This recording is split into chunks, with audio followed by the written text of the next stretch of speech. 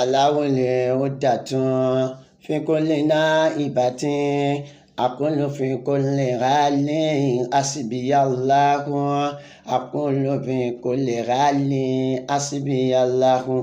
Assalamu alaikum wa rahmatullahi wa barakatuhu. Wa alaikum salam wa rahmatullahi wa barakatuhu. Ìkẹ́ ọlọ́run wọlé ọlọ́run kó máa bá gbogbo wa pátá. Àdúpẹ́ fún ọlọ́run ọba tí ó tún mú wa rí ọjọ́ tèní nírọ̀rùn. Ìbádà tèní náà ọlọ́mọṣẹ́ ìgbàlẹ́sì fẹ́ni kọ̀ọ̀kan wa àtàwọn àtẹ́tí tí ń gbọ́ gbogbo wa ọlọ́run já bambi tó lérí ọlọ́mọṣẹ́ kún wa lọ́wọ́. Ètò tí ẹ̀ ń gbọ́ náà ní ìwà lẹ́sìn. Ẹni tí ó ṣe agbátẹrù ètò náà àwọn náà ní Alhaji Kazeem Adébùkọ́lá Táíwò tí wọ́n jẹ́ Olú Ọ̀fà Jura Land.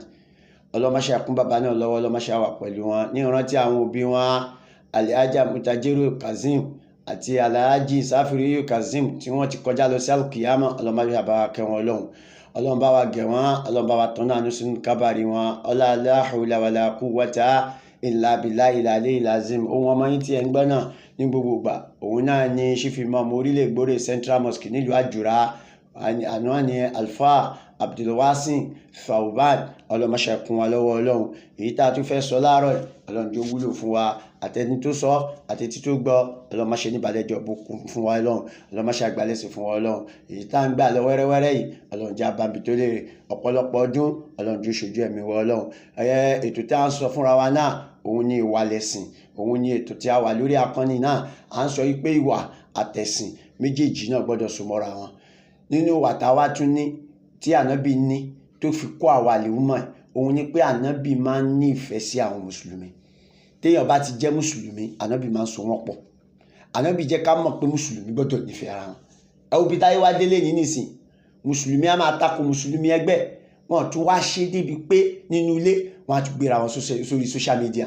Àáfàá sáàfó máa ṣépè fúnra wọn, ìmáàmù sí ìmáàmù máa wọnra wọn lépè nítorí kíni lọ́rọ̀ tí ò ní túmọ̀ nínú ayé.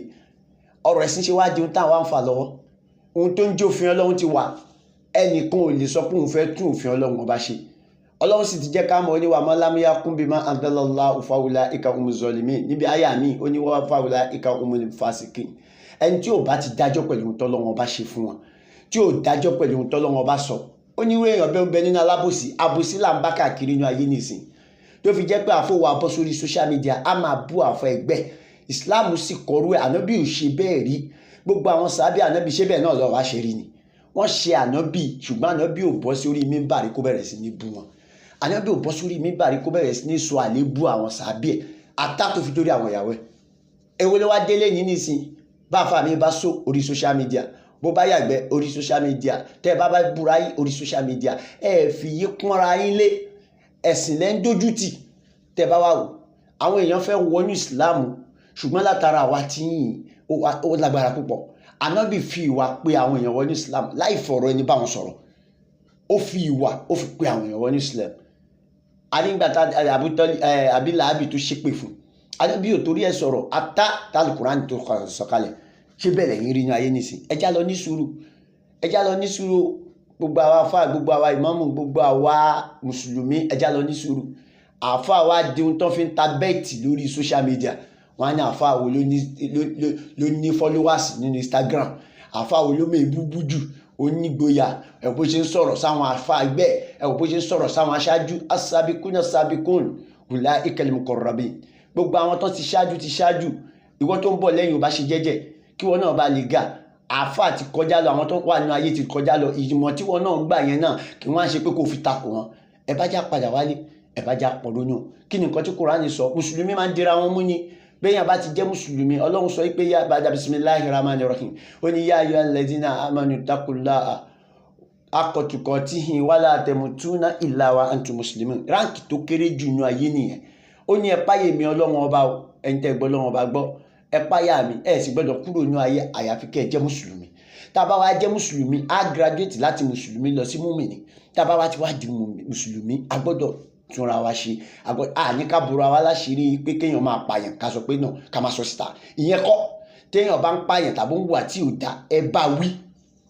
Ṣùgbọ́n ká máa bọ́ra sórí social media lórí ọ̀rọ̀ ẹ̀sìn, lórí ọ̀rọ̀ ilé ayé ká máa búra wa torí ẹ jẹ́ ká padà wá lé. Kí ni Kùránì sọ? Bàdà bismillahir rahmanir rahim. Ọlọ́run sọ fún Ànábì wa Muhammad sallallahu alayhi wa sallam.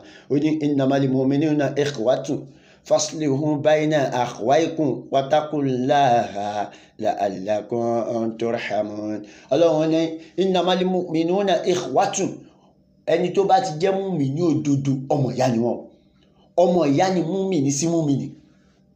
Nígbà tó ń sọ̀rọ̀ nípa àyà yìí wọ́n sọ pé ànábì sọ débi pé al-mu'min kal-bunyan yashuddu ba'dukum ba'dan, ó sọ títí tó fi ti ọwọ́ ara rẹ̀ bọ́nú ara rẹ̀ tó fi wá fi wọn àwọn sàábé pé al-mu'min kal-bunyan, mùmínì sí mùmínì ó dà gẹ́gẹ́ bí ilé yashuddu ba'dukum ala ba'd, tí kan á máa gba ìkejì ní ààyè láti lè bá dúró. Tá a bá wo nísìnyí téèyàn bá fẹ́ kọ́lé tí búlọ́ọ̀kù kan bá sùn lékejì lórí dáadáa ẹ rí pé léèyàn ò ní dúró. Bẹ́ẹ̀ náà la ṣe jẹ́, bẹ́ẹ̀ náà lọ́kọ̀ tá à ń wọ̀ tí ò bá fara tira wọn á máa fara tira wá ní ayé. Ló sọ pé innamal mu'minuna ikhwatun, ọmọ ìyá ni wá o. Faslihu bayna akhawaykum, níjọ́ tí nǹkan kékeré argument tàbí nǹkan kan ó ṣẹlẹ̀ láàrin ra wa ẹjá bára wa sọ nítùbínùbí, ẹjá pera wa ṣàkíyèsí nílé, ẹjá bára wa sọ̀rọ̀ láàrin ara wa.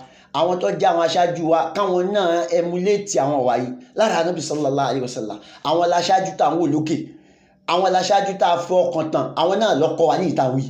Ó wáyé káwọn náà emulate, káwọn náà máa pẹ̀lú ọbùjáwùrà.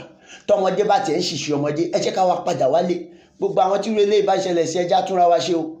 À ń fàsìkò yìí bẹ̀ wá, à ń fi Ramadan à fi ń bẹ̀ wá torí ìtọ́lọ́run, à ń fi alukurani à fi ń bẹ̀ wá, alukurani tí gbogbo wa jọ ká yìí à fi ń bẹ̀ wá. Ẹjá padà wálé, ẹjá túnra wa ṣe, ẹjá tún àṣìṣe wa ẹjá tún ṣe.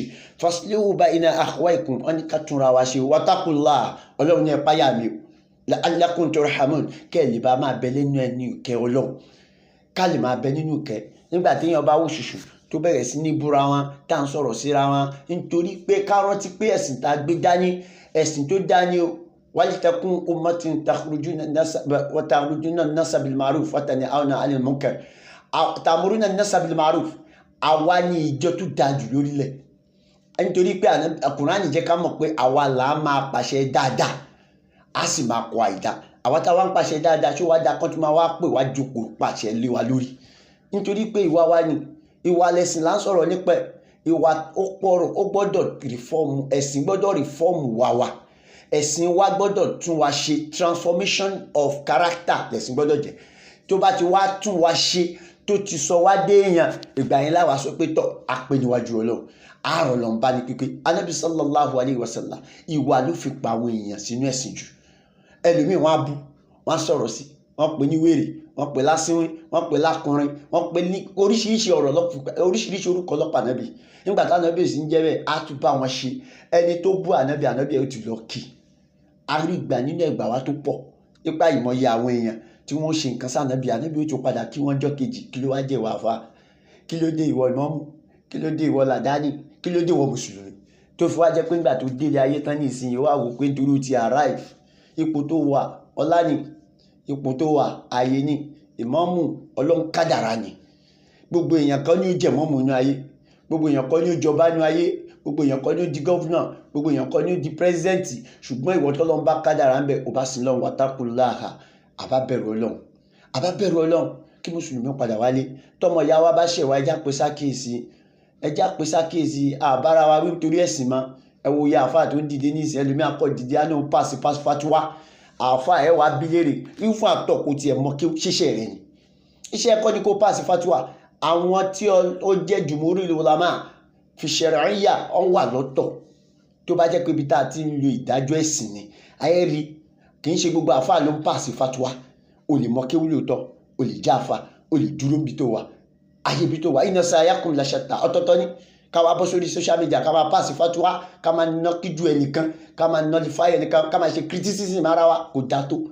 Kùránì pé wá padà, ẹ jẹ́ ká dìmọ́ lọ́hùn, ẹ jẹ́ ká sọ̀rọ̀ wa lóṣooṣù ọwọ́, ẹ jẹ́ ká sọ̀kọ̀ ara wa pọ̀. Ọlọ́run má ṣe gbàdúrà ẹnì kọ̀ọ̀kan wa. Èyí tá a sọ yìí náà Ọlọ́run foríjì ẹnì kọ̀ọ̀kan wa. Gbogbo ibi tá a kù sí Ọlọ́run má ṣe tún wa ṣe. Oyún Ramadanu Ọlọ́run tó tún wa ṣe. Ọlọ́run má ṣe gbàdúrà ẹnì kọ̀ọ̀kan wa. Ẹni tó ṣagbátẹrù ètò yìí àwọn náà ni Alhaji wa Kazeem Adébùkọ́lá Táíwò tí wọ́n jẹ́ ọba ìlú Olú Ọ̀fà Juraland tí wọ́n wá ń ṣe ní ìrántí àwọn òbí wọn tí wọ́n ti kọjá lọ. Ọlọ́run má ṣe bá wa kẹ́ wọn Ọlọ́run. Ọlọ́run má ṣe àtọ́ ẹnì kọ̀ọ̀kan wa ṣe. Ohun ọmọ yín tẹ̀ ń gbọ́ náà òun náà ni Abdulwasin Thawban tó jẹ́ chief imam orílẹ̀ Ìgbòrè Central Mosque nílùú Àjùwá. Subhana rabbika rabbil